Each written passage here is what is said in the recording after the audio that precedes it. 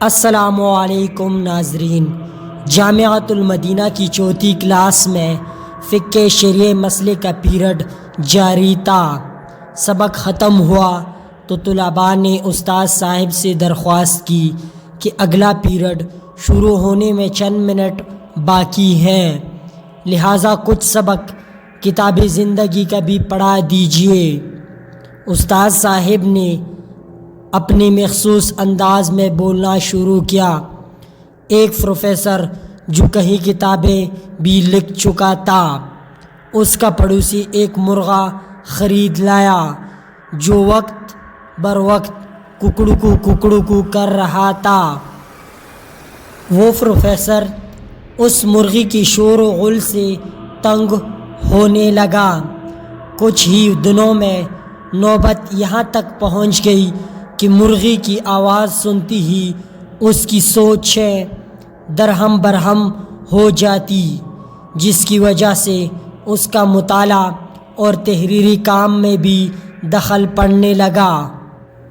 پڑوسی سے فریاد کی تو اس نے یہ کہہ کر ٹال دیا کہ یہ جانور ہے، مجھ سے پوچھ کر توڑی بولتا، میں اسے کیسے روکوں؟ پروفیسر وہاں سے مایوس ہو کر واپس آ گیا۔ اب حالت یہ تھی کہ مرغا نہ بھی بولتا تو بھی اس کی کانوں میں ککڑکو کی آوازیں گونجتی رہتی۔ ایک صبح پروفیسر کی ذہن میں مرغی کی شور سے جان چھڑانے کے لیے عجیب و غریب ترکیب آئی۔ اس نے اپنے ملازم کو رقم دی کہ ابھی جا کر پڑوس والوں سے منہ مانگی قیمت میں مرغا خرید لاؤ اور ذبح کر کے دوپہر کے لیے پکا لو۔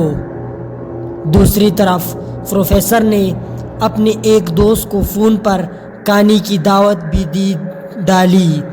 مرغی کا بندوبست کرنے کے بعد وہ خود کو فریش محسوس کرنے لگا۔ دوپہر کی کھانے میں ابھی دیر تھی، چونکہ وہ اپنے لکھنے پڑھنے کے کام میں لگا گیا۔ آج مرغی کی ٹینشن نہیں تھی، اس لیے اس نے کئی دنوں کے بعد سکون سے تحریری کام کیا اور تھوڑی سی وقت میں بھی بہت سے صفحات لکھ لیے۔ 1 بجے اس کا دوست بھی آ پہنچا۔ پروفیسر نے اسے مرغے سے جان چھڑانے کی پلان کے بارے میں بتا دیا تو وہ بھی حیران ہو کر مسکرا دیا۔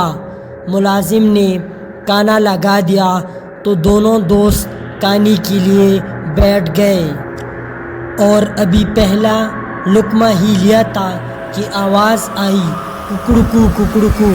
دونوں نے غور کیا تو آواز پڑوس سے آ رہی تھی۔ پروفیسر نے گھبرا کر اپنے ملازم کو آواز دی۔ وہ بھاگا آیا تو اس نے پوچھا کہ کیا یہ لیسن پڑوس والے مرغی کا نہیں ہے؟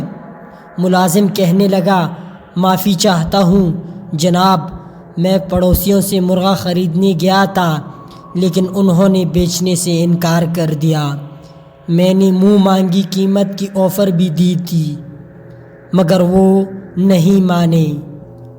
میں نے سوچا کہ آپ کا مرغا کھانے کا نہ جانے کتنا جی چاہ رہا ہے، اور پھر آپ اپنے دوست کو دعوت بھی دے چکے تھے، اس لیے مجبوراً میں نے بازار سے موٹا تازہ مرغا خریدا اور اس کا گوشت بنا لایا، اس کا لیسن بنا کر آپ کو پیش کیا۔